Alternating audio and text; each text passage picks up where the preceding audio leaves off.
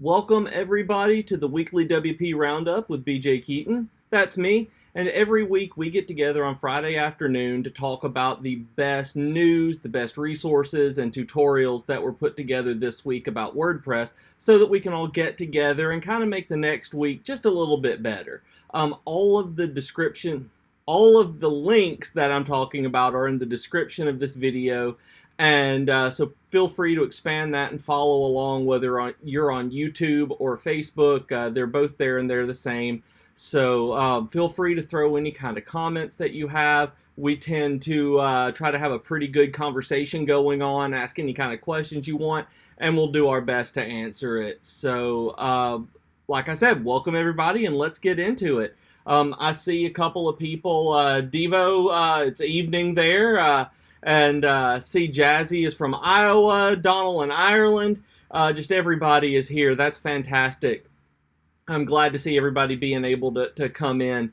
So I already have a question, so I might as well dig into that before we go into the news. I see that Maestrus asked where to find the Divi Divi CSS plus code examples with preview. What exactly do you mean? I'm not sure that I quite follow because we've had a couple of articles about sharing code snippets and things like that this week, so I wanted to make sure that we're looking at the same thing, talking about the same thing, because the Divi CSS code you can find in the Divi theme options down at the very bottom of the general tab, and then you can add that to the theme customizer if you go into where it's the additional CSS, and it will give you a live update to anything that as you change it for the preview. If that's not what you mean, a site URL for code CSS samples. I don't know if we have one of those. We might, if there is one for any particular tutorial, those would be inside the post itself. We don't have a setup, a solid site set up just for that. But if there is one, it would be within any of the posts that it talks about with a demo site that way. So hopefully that will help just a little bit. I see from South Africa and Paris and Germany, Norway, Bulgaria, New York, Bangladesh. This is just fantastic. Like y'all know, I love just seeing where everybody is from. So I do want to. Saw the comments. Maestrus asks about the CSS, like Divi support for CSS and code examples that's URLs. I'm not 100% clear. Maybe somebody in the comments can do that. I hate to say that, but I honestly that's not necessarily my area with it, so I'm not sure. Sorry, that would be a good idea if it's to put that up there. If that's what you're asking, the putting up a site with the CSS like that would be a good idea. That's a good idea. I'll throw along. Oh, I hit my table. So I want to move into the news. There's not actually a lot of big news this week. There's not a lot of stuff that's just mind-blowing, but there were some things that I really wanted to point out to you guys. And the first one being that WordPress 5.2 has a release candidate. They've moved back the release date for 5.2 to May 7th. So anytime anything like this happens, I want to let you guys know, because you have clients that need it, you have sites on your own that'll need it, and there are also some of you out there who just want to know what all is going on in the new updates. You want that newest piece of software as quickly as you can. So there's betas going on. There is a release candidate for WordPress 5.2. So hopefully that will come out. They won't have any more changes that are really major, but 5.2 will be released on May 7th. So adjust your update schedules for clients that way. That said, Last week I'd let you guys know about a vacancy that WP Mayer had in their support team. I saw another one this week for an editor, which I thought was right up. I know a lot of y'all's alleys, so I wanted to let you guys know that they're looking for an editor for WordPress content, which is a really good gig. If that's something you're looking to get into, the link is there for you to try. Whenever I see a really good job like that, I want to bring it up. Something that's not necessarily the typical freelance looking for a website and web design kind of thing. I see Maestrus asking about CS why the W3 HTML validator gets errors in HTML code when you use Divi. That's I don't know. I've not had it do that whenever I've looked. It could be because of the way the shortcodes render. I haven't ever had that happen to me, so I don't actually know. If you could get with our support team and tell them that's going on, they may have a fix for that on the live chat. That happens.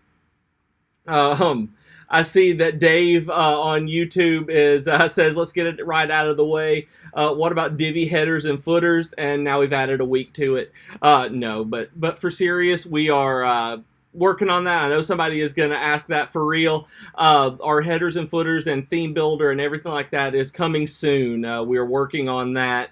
We are nearing its release, so I don't have a date or anything. I don't think anybody does, but you're not going to have to wait too terribly much longer for that, so we're all excited about that release. Speaking of things that you've been waiting for and have been really kind of wanting, I wanted to point out under the news. I have one of our layout packs under the news, and so this is y'all may be looking at it like, did he just copy and paste that wrong? And it's like, no, I did not. The download a free timeline section made with Divi's transform options. I wanted to point this out because this is where you can go in and download a single section for the layout pack. Instead of a full layout pack, you have the entire section to download.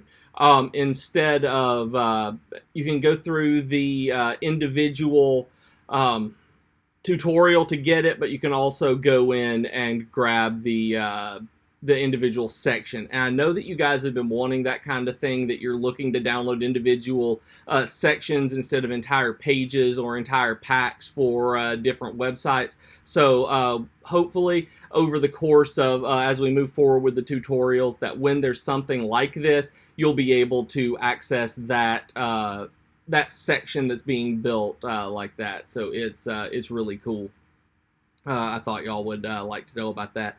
So that's the news. Like I said, there wasn't a whole lot going on. This week is, again, we're not in that major cycle of updates. We're just kind of making sure that we're getting into Q2 right. As the year progresses, a lot more major things are going to be happening. We know that the block editor is going to be expanded. We're updating PHP to 7 at some point this year. So we've got big things coming. So these news weeks like this, where it's like, let's talk about something that we're doing that's kind of cool, those are the really chill weeks that we all should live for. So we'll be definitely getting into some big stuff when we start adding in the theme builder for us, when we get all sorts of page builders and header builders and stuff like that with Gutenberg. But right now, we're good. So hopefully you guys are just as chill.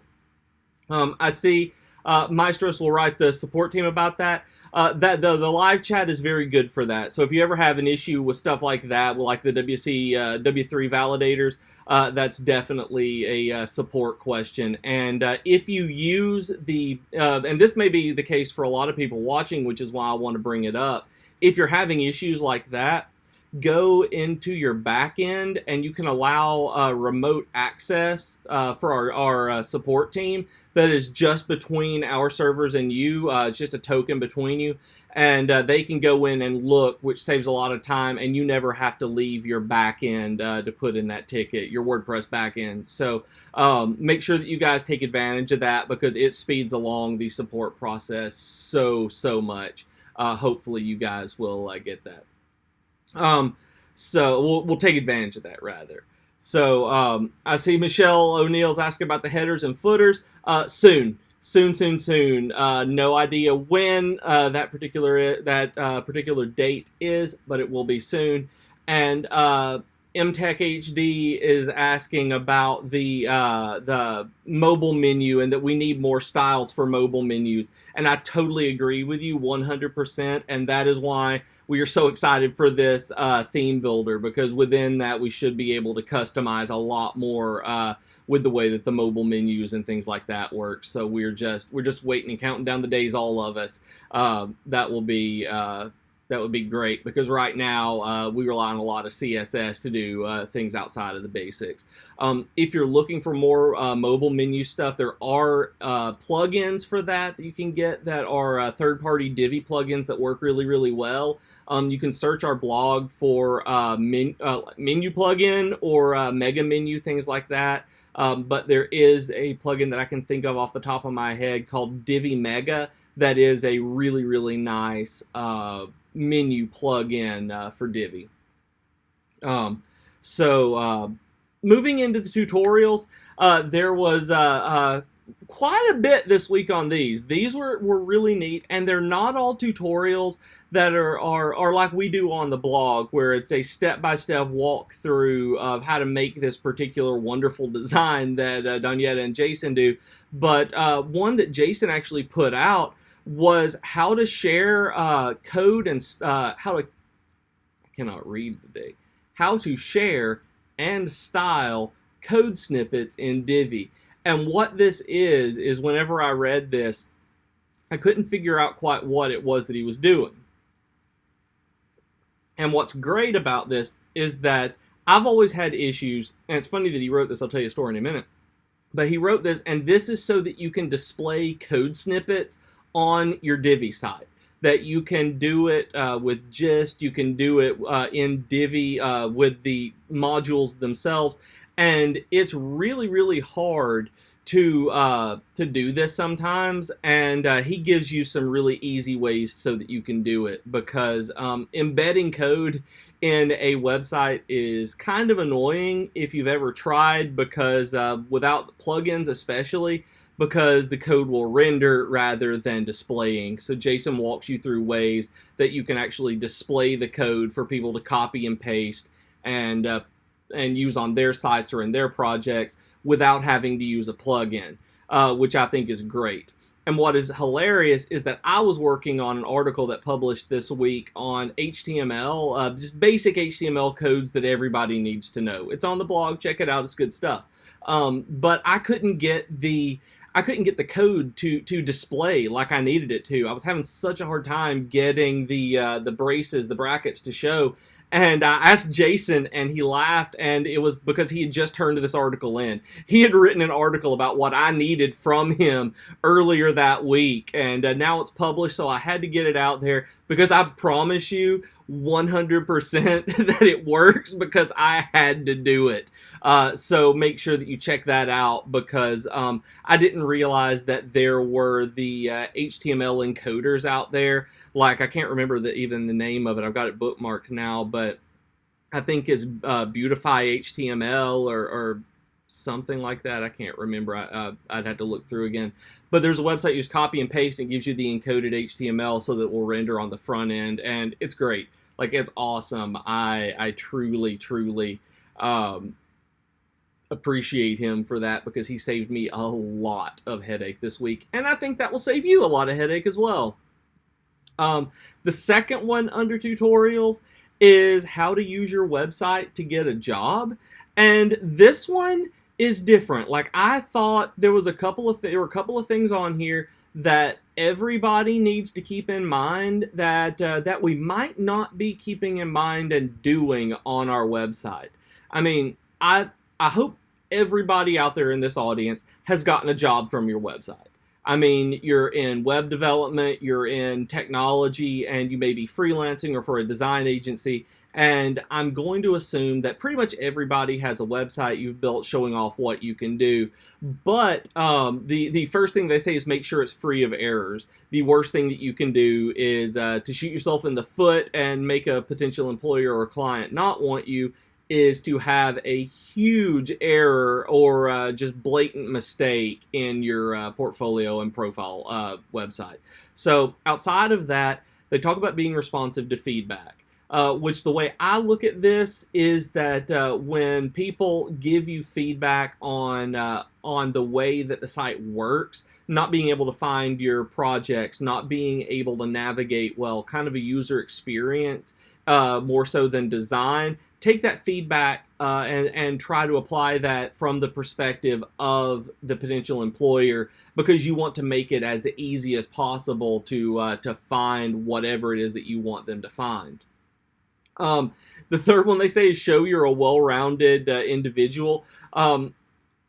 It is, we've talked about this before, you guys, you have to make sure that there is a human element to what you do. People are hiring for positions and personality. People are hiring for personalities as much as they are positions these days. If you're not the right team fit, then you might not get that job, even if you are the most qualified objectively of all the candidates. So make sure that your portfolio site, your website, whatever it is that you're using, they say make sure that you include not even hobbies so much, but hobbies. I mean, you can say, mine talks about me being a gamer. It has Hamilton references at the bottom of it, just to show the sort of personality that I have. And I think that it has worked out in my favor. And I think that it could work out for yours. They talk about building an online portfolio, which I think most of us will agree with. But number 5 goes back to the previous one, was populate the site with content that emphasizes your interest. This was one of those things that it really just got me, because of course you need to show off the best work that you can do, but the content that you're showing off for these potential employers needs to be content that you like writing. That you like creating, that you like drawing and designing. Whatever it is that you do, you need to show off the best that you can do for the particular thing you're looking to do, because if not, then they're going to see maybe that you're a dry writer or something like that, which may not be the case, but it's harder to write well and I don't want to say boisterously, but very eloquently and get that excitement through on a topic you're not interested in. So if you show that content on your website that you like, then the employers will see the kind of work that you do and how good that is within that same sphere. So that's what they're going to be hiring you based on to try to continue down that road. And then the last thing is the most important thing I think that a lot of us don't keep in mind, is they put it as help hiring managers find your website. And they talk about this being personal SEO. What this means is that if you want people to find you based on another kind of identity online, another project, another nickname that you might go by, you need to include that on this website. People may not necessarily connect BJ Keeton with Professor Beej, but those are the two things that I tend to go by on the internet, and I have for the last 11 years. So not having the Professor Beej moniker on my website would definitely do a disservice, because I have those two linked in so many places that would just boost people being able to find me, and it would come up for everything at that point. If you're not wanting those kinds of things tied together, then don't do it. Obviously, it's why some people don't want Discord instead of Slack, that kind of thing. But you absolutely should, if you do that, if you have multiple usernames, if you make sure that if people only know you by a nickname, that you use that. My name's Barry. There is pretty much nowhere online where people would know looking for a Barry Keeton and look for me. That's what my dad went by, was Barry Keeton. I'm a junior. That's where the BJ comes from. So I have BJ everywhere.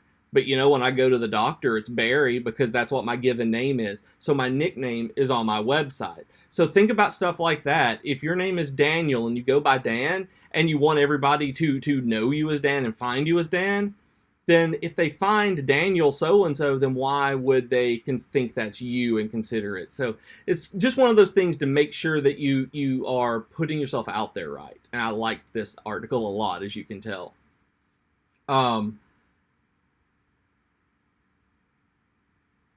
Looking at the comments, I'm not sure what you mean, Alma Moon, with what about creating a smooth scrolling logo. If you could expand on that, I would really appreciate it. So moving a little further down into the tutorials, I want to look at the 25 ways to promote your blog. And again, these were, oh, I need to block that. Notifications, no. A lot of these are very simple, free ways to promote your blog. I mean, they talk about social media, they talk about guest posting, they talk about your email signature, things like that. But when you get further down into the post, you'll see some stuff we talked about last week, such as image SEO, which is great for promotion and getting people onto your site, especially with Google's changes. They talk about online forums, which has actually helped me quite a bit. And then they talk about things like Pinterest. Make sure you're using Pinterest. Y'all, Pinterest gets so much traffic. I don't understand how, but people click through on Pinterest constantly. They talk about running contests. I have no idea what just happened with my voice, but running contests is a magnificent way to do it. We've talked about this in the past. Remember that if you want people to go to your blog, and this is technically for free, but you have to have whatever it is you're giving away, run some sort of contest to get subscribers, to get your current readers to do that work for you, for entries to share. And then the idea of blog carnivals. This has worked very well in the past, where it's a way of going around to different blogs, getting traffic and subscriptions, and really getting out there with the community. And then they talk about infographics. Man, people share infographics, you guys. Just put your name at the bottom of an infographic or at the top, and just do it, and people will share that. The other main one on here, as we've talked about in the past, was free ebooks. And I always want to come back to this because it works. Free ebooks work, y'all. People want to download so much stuff. They may not get to it. There's so many times that I know you've done it and I've done it too, where you will download a free ebook from somewhere and you won't read it for a very long time, if ever. But the thing is, you're aware of that brand, you got to it somehow, and that you can go back to it when you need it. There are a number that I've gone back to that I've not looked at for a very long time, but when I needed it, I could search my Google Drive and find it that way. So it's great to do stuff like that. If you've never put together even a short ebook, take a fairly long blog post that you do and format it as an ebook. People will download it and give you their email for that if it's an incentive to do that. It works so well. So just stuff like that. I cannot recommend it enough. See, Viral Rings on YouTube asks which is the best theme in Elegant Themes affiliate marketing blog. What do you mean, like the best theme that we have for that? Is that what you're asking? Which one of our themes works the best for that? Or what is the best Elegant Themes affiliate blog? Because that I don't know. But in terms of the one that we would be using, that we suggest, honestly, Divi or Extra are really just right there, depending on what you need. Now, Divi gives you more of the traditional just website building that you can do, so that if your affiliate marketing needs to show a store a storefront, that kind of thing, to get people to click through. You need to make the straight down funnel pages, anything like that. Divi will be your best bet. If you're going to do the affiliate marketing across a lot of different categories, if you're going to set up various things in like a almost, I don't even want to say a magazine style, but that's what Extra is. If you want to set it up where it's going to be more of an affiliate through content kind of thing, that you're putting out lots and lots of posts about this stuff, you might look into Extra.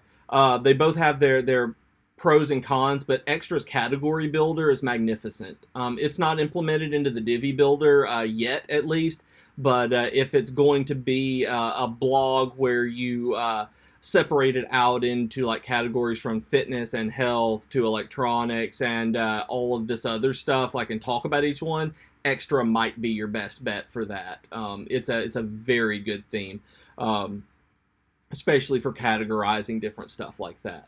And in terms of WooCommerce, I do want to point out that you'll be able to do affiliates through WooCommerce and all of that. Soon, we're going to have the WooCommerce update soon as well. It's nearing-ish completion. So, again, crossing our fingers on that. Move down just a little bit and go back into the same idea here. The Torque magazine article is called Content Promotion: 9 Excellent Strategies to Get Your Content Read Now. The obvious things, again, it talks about search engine optimization and building an email list. But I did want to point out, because they talk about influencer marketing on this one. The influencer marketing thing is kind of overdone. I'm not always up on it. I don't always like it or trust it or want to use it, but it works. If you can get an important person in your industry, in your niche, to go and talk about your product, to talk about your blog, just to share something from you, that kind of thing will help your brand so much. When they share it, and you don't even necessarily have to pay for it, but if you have an advertising budget and you can work with an influencer that is within that particular niche that you're in, you are going to be able to make a return on that, because people really do trust these personalities. Now, the reason being is that I'm very cynical, and so I know about influencer marketing, and so I don't necessarily trust a lot of stuff like that. But there are people I do. There are people who do that, who I know have given good advice in the past and recommended good products. So even I will buy it and go check stuff out like that. That's the kind of thing that you want to reach out to. If you know someone like that, you can really get your content read and talked about, and really just boost everything if you approach the right influencers. So think about that if you've not, because it doesn't always have to be like a $30,000 check for a single Instagram post, or more than that, really. It can be a small influencer campaign that you work with somebody and partner with. There are brand ambassadors all over the place. We've all probably seen different ones, maybe been part of it, where you give free copies of this for them to share, whatever it is. I've gotten free pairs of running shoes and things like that just for writing reviews and getting that particular brand out there. Stuff like that works. And so I think that if you want to get your content out there, work on some influencers. Work on influencer marketing a little bit. And one thing also is that I don't think it is this article that does it, but one thing that you can do is, with that and marketing and just all of it together, don't be afraid to cold call people. Like, they're not going to bring it up to you generally, like, hey, I want to do this. Can you give me money and I'll hawk your wares? Like, that doesn't tend to happen. You have to initiate this conversation. You need to be the one to say, hey, would you mind doing this? I would give you X amount of money to promote this blog, whatever it is. You need to have the guts to do that, because it's hard to do. But that kind of marketing, you can get a lot by cold calling and just asking out of the blue, because the worst thing they can say is no. Well, I suppose the worst thing they can do is like get you banned on Twitter or something, but that's not even the worst thing that can happen to you. But they're not gonna like ruin your brand by you asking something like that. It's not gonna happen. So if you just ask, just go out and approach people. Um, uh, Sorry, I'm seeing conversation going on. Um, I'm one article. I'm not even going to go into this because it's not worth going into in detail, because it's basically what the headline says: how to get a progressive web app into the Google Play Store. So if you have a PWA right now, if you have your site working and it's an app and everything, running back in, doing the full thing, there is a way to get it on the Google Play Store by wrapping it in. I don't honestly remember what they said it was now, but it is. You can go through these steps and wrap it and get it into Google Play Store, which is so cool. I really, really, really liked that. And then this is the one actually that I was thinking of earlier. The next one down, the Cats Who Code article called 5 Ways How Implementing Marketing Information Will Lead to an Increase in Sales. And one of the ones that they talk about is specifically cold calling, where you have data and you can then approach someone with it to say, hey, this is a mutually beneficial relationship. They also talk about how you can figure out like what your unique selling proposition is. That when you have data, we've talked about this before, that when you have the data, you can see what your marketing is doing. Like, you may not be selling to the demographic you think you're selling to. And so that will let you pivot and go into a different marketing strategy that can net you even more money. The main thing, though, they talk about number one is also finding the right price. This is so hard, you guys. This is incredibly hard, because finding the right price on something, we think that our work is worth X when it might actually be worth X minus Y. And what the thing is, you can sell so many more in volume that makes up for it, that you just have to experiment with different things. Like, if your hourly rate is $150 an hour and you're having a hard time finding clients, if you lower that to $75 an hour, it's possible that you would be swimming in clients that you couldn't keep up and making even more money. Now, I'm not suggesting that you necessarily do that, but it's just that idea of finding the right price. That's why Netflix is increasing its subscription price. My Netflix goes up to $12.99 next month. They found the marketing that works. They found the right price. I'm going to keep Netflix at $12.99 regardless. So once you find that good price, you can then start working out, like, will they pay $13? Will they pay $15 a month for this? So you have data for that, and you can look at it and see when it drops off. The last one on this list that I want you to remember, that this is the this is absolutely the number one thing in my mind that you can do to just add value to a product that you can do based on data. Y'all can add benefits to it. So think about this. Think about it just as support. Let's just talk about it as support. That whatever your product is, I know we've talked about the maintenance plans and retainers before. I know Reed was talking last week about trying it and waiting to hear.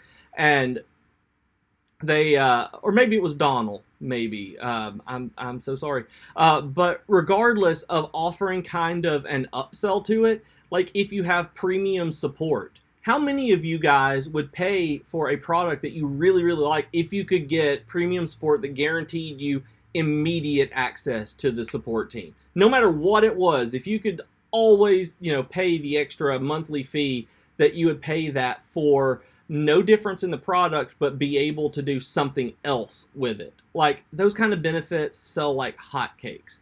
And so, I mean, it's just those kind of add-on features that you can get the data to see what people want and then adjust to that. I see Viral Rings on YouTube is asking, he saw this, or they saw the schema theme in my theme shop. What's the opposite in elegant themes? I don't actually know the schema theme at all. That's one that I have no experience with. Somebody in the comments might. I would say, just based on the name of it, that the Divi theme would be closer to it. Divi is our flagship, and Extra is its baby sibling, I guess. I shouldn't even say baby sibling. It's a twin, I guess, that has a different hairdo. And you can do that, but I think I would have to, look into the schema theme. But Divi is our most expandable and blank slate of them. I guess that you can use the page builder to do it, and I would assume that's what a schema theme would be as well, set up for that. I'm not 100% sure though, because I don't know that theme. Like I said, I hope somebody else does in the comments. I'm not seeing any on YouTube with that. So, or on Facebook, excuse me. I was looking through the Facebook comments. Cool. Sorry, I always get distracted by comments whenever I see stuff. So, I want to move forward. The last thing I want to talk about in the tutorial section today, I'm going to do my very best. I'm doing my best to get through this so that we can get to the resources, because I so rarely do. CSS Tricks did an article on, so you want to submit a proposal to speak at an event. And speaking at events is so much fun. If you have never spoken at an event, I highly suggest it. Presenting at conferences, giving a talk at a WordCamp, whatever it is so much fun. And I know the idea of that being fun for some of you is horrifying, and you think that I'm some sort of monster at this point. But it really is so much fun to do that. And what they're talking about is, when you find a CFP, which is a call for papers. That's what a CFP is. So if you ever see something that says a CFP, it's either a call for papers or call for proposals. So I say call for papers because I come from academics. So they're wanting you to send in a copy of your research paper. But generally for us in this industry, that I'm still getting used to the terminology, I guess, it's a call for proposals, so that you can say, hey, I want to do a talk on this, and this is, what I'm going to talk about. So they have a checklist for that on here on CodePen. But basically, what they're talking about, how you do this, is starting with research, obviously, depending on the kind of conference it is. Like, let's say WordCamp. You need to decide whether yours is going to be in the marketing, or business, development, or blogging tracks, maybe, if that's what they offer. That's the 3 that we offered at the last one I was helping organize. So you need to figure out where you want to talk, like what you want to talk about. Then you focus it in on what you want it to actually be, like your topic, but you don't want it to be really, really focused at the opening point. Just keep it open. I want to talk about content creation. That's something, live content creation, let's say. But then the next part that they talk about is really important, and I love the way that they put it. This is what actually sold me on sharing it. Craft your proposal into something worth reading. Now, this is the hardest part. This is the hardest part for me in terms of anything, in terms of teaching students, in terms of making a proposal myself, making anything interesting ever, is making it worth reading. And the way that I always do this, the way that I'm going to do it the same way with you that I did with my students when I was trying to help them work on their research projects. To make something worth reading, you have no idea what's worth reading to somebody else. But the easiest place to start, if you're thinking about a new blog topic, a proposal, anything at all, and you have a broad topic that you want to talk about, why do you even want to talk about that? What specifically about this do you like? That's the question that you have to answer to make anything worth reading. like whether it is a blog post, whether it's a proposal for a conference, anything at all, a book that you want to write, whatever it is, what do you like about it? Because if you can narrow it down to something specific, and I'm not saying, oh, the characters are great, or JavaScript is hard, I want to talk about that. Great, but that doesn't tell me anything. That, you like that JavaScript is hard, that's great. That doesn't tell me anything. Like, you need to tell me specifically what it is that you like. It's like, well, I want to talk to people about how that it being untyped lets you do so much more stuff, and that yes, that's harder, but you can also you have much more flow and much more freedom to do what you need to do with it. That's specific, and that is specifically something that a person likes about JavaScript, because it's hard. That goes into why that it's hard, but isn't so broad. So anytime you approach creating a presentation or creating any piece of content, think about the reason why you care in the first place, why you like it. If you're writing about WordPress, what do you like about WordPress? I mean, really, you can think it. You can do this for anything, and proposals and things like that are the easiest. That's the easiest way to start. So think about that sometime, and you will absolutely do okay if you do that. It is not the end. You still have to hone it and focus it and narrow it down and really approach it from different angles. But if you can say, I like talking about this because of this in particular, then someone else will want to hear about that. Again, it goes back to what I was saying earlier about if you show a piece of writing or content or code that you worked on that you didn't like, it's not going to be nearly as good as the one that you did. It's great that way. I see Mark calling me Barry. Hey, I see what you did there. I see Desmond. Have I heard of 504 errors that occur only on the admin side when logged in and happens to only one of the team and not to you? No, but that sounds awful. There's a plugin that I've used called, I gotta look, it maybe it's be called user switching. I did an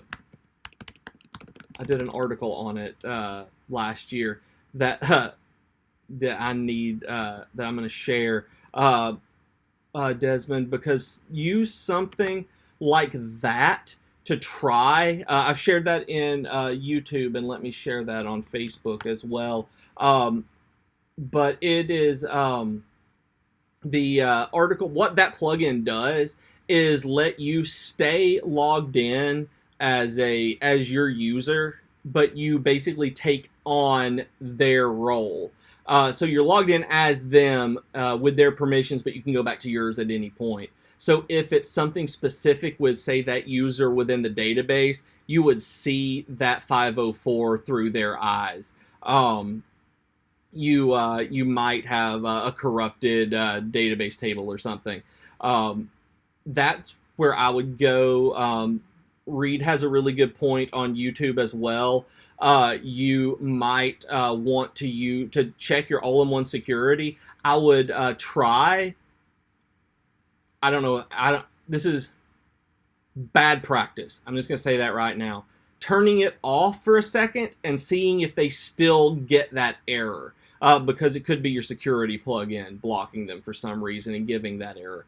And if it still does, obviously you turn that right back on. If it is something that say All-in-One is doing, swap to WordFence or something or iThemes or Securi for the time being until you can get that one fixed. That's a good idea. But yeah, it could be. That is horrible. That is a nightmare to figure out. I'm sorry. I see David on YouTube says, what are the best plugins for speeding up a Divi page? Okay, so that's a loaded question. Let me think. The number one that I use is I either use Imagify or Tiny PNG to optimize images. 90% of the time, there is a major image problem. Another one that I've learned recently is it is straight up called remove query strings. And I suppose that you can figure out what it does. It removes external query strings from all resources on the site as it loads. That is incredibly important. That actually got me about 2 seconds off of one of my sites at one point, just by installing that particular plugin. You can always use a caching plugin, Rocket Cache, W3 all-in-one cache. There's so many different caching plugins. I think there's SG Optimizer. I can't even name all of them, but some sort of preloading cache will speed it up. If you have a CDN, if you happen to be on SiteGround or another host that offers it, I know SiteGround does. I'm not sure about others. It's not a preference thing here. I just know they have it. They have a CDN by Cloudflare that you can use. You could do that. One thing that will speed it up as well is if you use Jetpack, you can use their lazy loading and their CDN to deliver images, which will speed it up as well, or any lazy loading plugin, because what lazy loading does is it doesn't load any of the images on the page until they're ready to scroll down to them. So whenever they first come on there, if you have a very image heavy page, it won't load any that are at the bottom of the page that they may not get to. Excuse me. With stuff like that, it's hard to say without looking specifically at the site, but run it through. Guys, what is it? The site speed checker. I can't think of it off the top of my head. Somebody's gonna mention it in the comments from that. Run it through there, and whatever they grade you poorly on, what I've actually done, that's how I found remove query strings.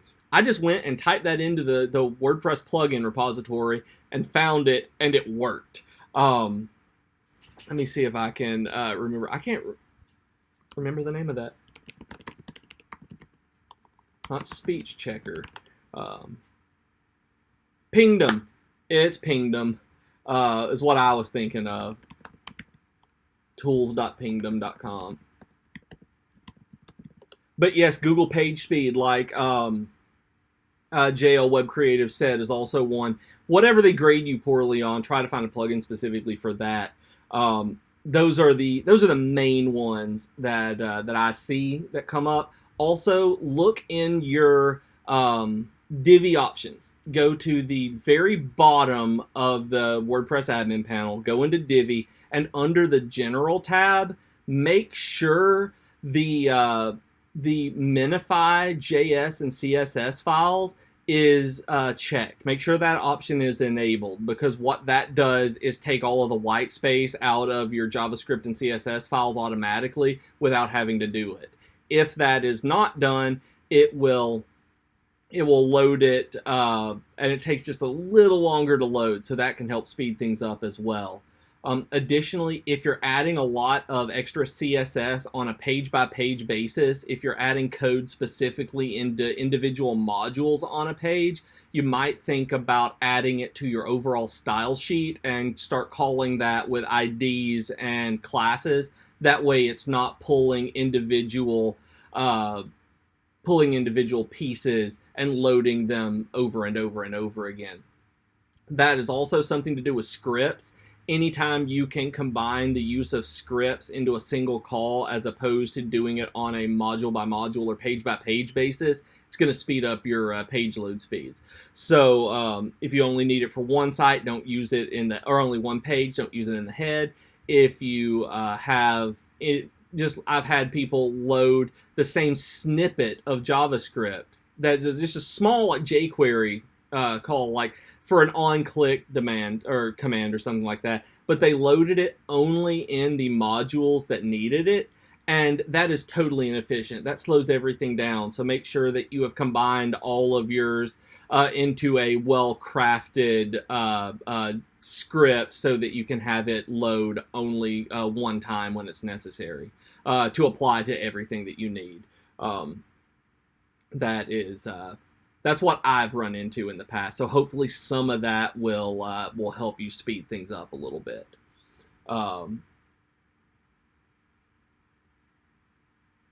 Move forward. I'm seeing comments. For some reason, the Facebook comments, I have to scroll down to check, which is super weird. But yeah, Devo on Facebook was like GT Metrics was another good page speed checker. Pingdom, GT Metrics, page speed, and YSlow. I have to check out YSlow. I've never done that one, so I'm gonna have to play with it whenever I get done here. That one's good. I really do appreciate that. So I want to move into the resources really quick. I'll move through these fairly quickly because we are running a little short on time, which is wonderful and terrible at the same time because, I get into conversation and rambling, but it's also I love helping you guys so much. I love talking to you guys so much. But in the resources, the first one that I put on here is an overview of Visual Studio Code for front-end developers. Now, y'all, I don't know if you've ever used VS Code. I hope you have. You may be a Sublime Text user or an Atom user or maybe even Vim or Emacs, whatever you use.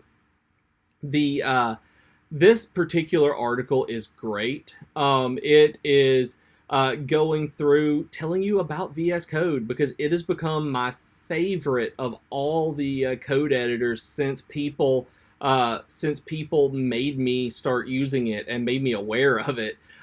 There were so many comments on one of my articles about not using VS Code, like it was not good the first time I used it, and now it's astonishingly good. So Visual Studio Code is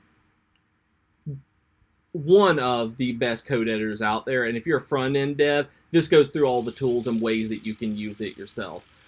So it's great. Desmond on YouTube says VS Code, Atom, and Sublime are all good. I actually do use Sublime whenever I need to edit mass files. I still like it better whenever I have to do something to an entire file or collection of files at one time. I use that. I use Sublime still. But if I'm ever having to mess with source control and Git and all of that, I'm in VS Code almost exclusively. So I haven't touched Atom since I learned about VS Code. Like Atom just fell by the wayside for me.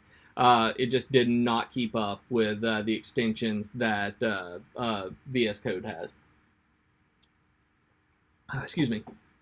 There are a couple other things on here that I want to make sure that you guys are aware of. We did an article this week on that silly little smiley face that you sometimes get in your WordPress footer. We talk about what it is and why it's there and what you can do about it. There is underneath that, there is a 70+ job finding websites for developers and other tech professionals. So I want you guys to be successful. I want you guys to be rich and happy and get everything that you want out of life. So part of that is whenever I see that there is a job posting, I've told you before, I want you guys to know about it. When I see that there are 70 job boards that are posted on Medium for you to check out, I want you to know about them. So in the resources, there is a 70 job websites for developers and other tech professionals. Don't feel bad about throwing applications at things that you think you don't have a chance at. I got this job, and that is actually what I did. I saw an opening, I posted it, applied for it, and ended up landing it somehow. So that will happen. So any of these sites that you think that you could do, throw an application and a resume at it. Check that out, you guys. All the luck in the world. That said, the same way is that Elegant Themes, this week we published the 12 best professional development books for pros at all career stages. So whether you're a beginner or a vet, you can do something for professional development to help you take yourself to the next level. And then the last thing here that I'm going to talk about, there's still a couple others on there, but you can check those out in the description yourself.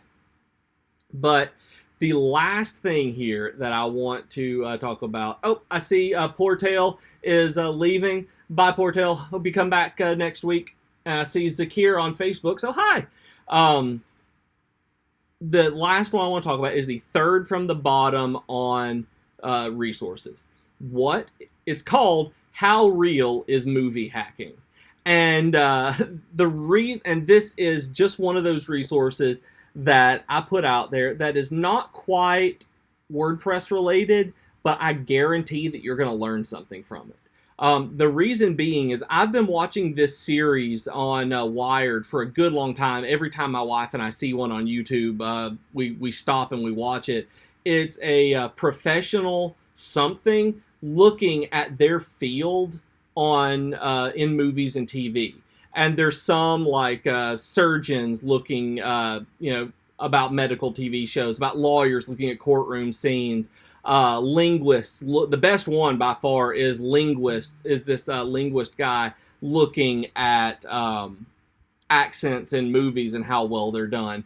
But this one is How Real is Movie Hacking, and so they've got a professional hacker who is looking at different scenes and different ways that they talk about hacking. And this is honestly how you learn. This is how I learn a lot of things. Like there's concepts that you may hear about on TV or somewhere, and then there's the real world equivalent. And these videos are so crazy interesting. And so when I saw this, that there was one that was like WordPress adjacent, that there is stuff that I know that you guys can learn from and enjoy at the same time, absolutely had to put it on here. And I think that you guys are going to get a lot out of it, if nothing else other than some laughs and smiles. But when the thumbnail has Mr. Robot in it, you know I'm gonna click it and watch it. So guys, I'm out of time. As much as I would love to keep doing this for the next 7 hours, would be physically impossible for me. But I would love to keep doing it, but my time is up. I really appreciate you guys coming out and spending your Friday afternoon with me and each other. That's the best part. You're spending it with each other and talking. So I really want you to know how much I appreciate you for that. And I hope that you'll come back next Friday at 3 p.m. Eastern. I do this every Friday, 3 p.m. Eastern. We also have a live stream on Monday at 6 a.m. Eastern when there's a new Divi feature released. And we have a stream every Tuesday afternoon at 3 p.m. Eastern with Jason or Danietta, who go through a tutorial to show you how you can use Divi like they do because they're wizards.